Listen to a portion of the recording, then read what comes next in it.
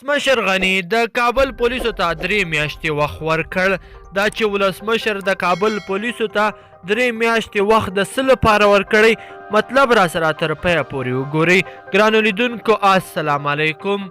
د افغانستان ولسمشر محمد اشرف غني د کابل پولیسو ته 3 میاشتې مهلت ورکړی دی چې د امنیت په تامینولو او فساد ضد مبارزې کې ځانونه ثابت کړي. ارګوایي د یکشنبې په شپه د نومبر په 23مه نیټه د کابل ښار د 3مې امنیتي زون د فعالیتونو د ارزولو غونډه جوړه کړې وه چې د کورنیو چارو وزارت، لوړپوړیو چارواکو او امنیتي مسؤلینو پکې برخه لرله.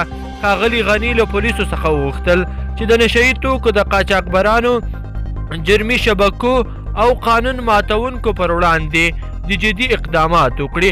د ارګ په اعلامیه کې د ولسمشر غني له خولې ویل شوي دي: زه او خلک د کابل پولیسو له کړنو خوښ نه یو او تاسو تر اوسه نه یې توانېدلي چې د خلکو امنیتي ستونزې او د جرمونو کچه راکمه کړئ او د قناعت وړ پایلې ترلاسه کړئ.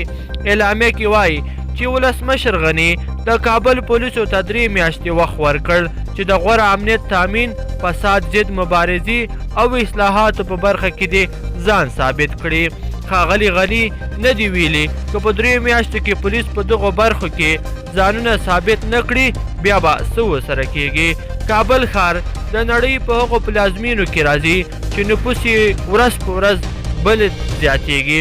په دغه ښار کې د ترهګریزو بریدونو ترڅنګ لوی او وړې جنایي پیښې هم زیاتیږي. ګرانو لیدونکو په دې هیله چې دغه ویډیو مو خوښه شوې وي، که چیرې مو خوښه شوې وي نو در سره لایک کړئ او نورو دوستانو او ملګرو سره یې هم شریک کړئ تر څو هغوی هم له ولسمشر غني له دغه اخطار څخه خبر شي. ډیره مننه چې ویډیو مو را سره تر پایه پورې وکتله.